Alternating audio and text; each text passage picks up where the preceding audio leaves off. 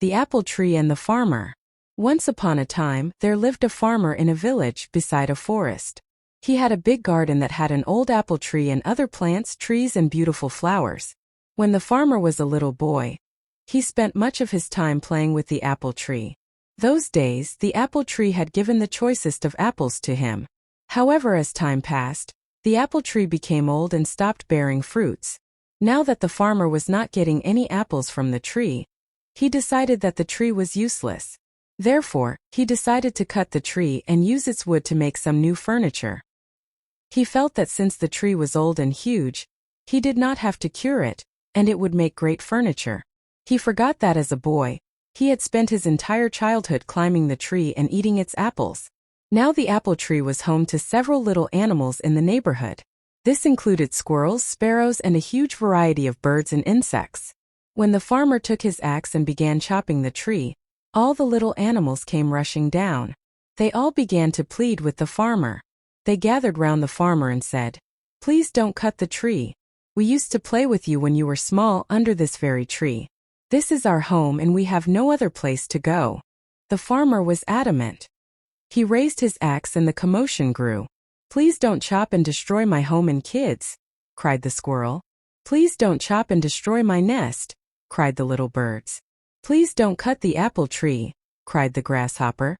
The farmer, however, forgot his childhood and his animal friends. He began to chop the tree harder. All the little animals became desperate and wanted to protect the apple tree at any cost.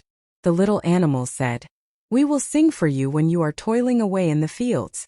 We will look after your little boy. He will not cry, but instead will be entertained and happy. You will like our songs and will not feel tired." However, their cries for help fell on deaf ears. Despite all their requests, the farmer continued to chop down the tree. All of a sudden he noticed something shiny.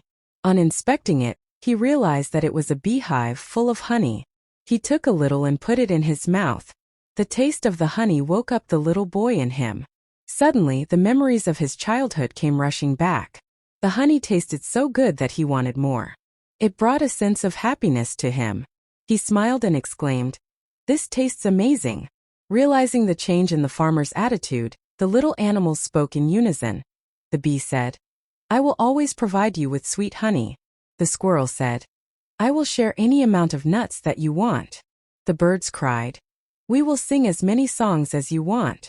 Finally, the farmer realized his folly and put down his axe. He understood that the tree was home to many lovely animals that provided him with so many things. He wanted his little boy to have the childhood that he had. The farmer realized that the apple tree was not that fruitless. The little boy in him saved the apple tree. He threw away the axe and said to the little creatures, "I promised that I would never cut this tree. I have realized my mistake." And The Ant and the Dove. One hot day, an ant was searching for some water. After walking around for some time, she came to a spring. To reach the spring, she had to climb up a blade of grass. While making her way up, she slipped and fell into the water. She could have drowned if a dove up a nearby tree had not seen her. Seeing that the ant was in trouble, the dove quickly plucked a leaf and dropped it into the water near the struggling ant. The ant moved towards the leaf and climbed up onto it. Soon, the leaf drifted to dry ground, and the ant jumped out. She was safe at last. Just at that time, a hunter nearby was about to throw his net over the dove, hoping to trap it. Guessing what he was about to do, the ant quickly bit him on the heel.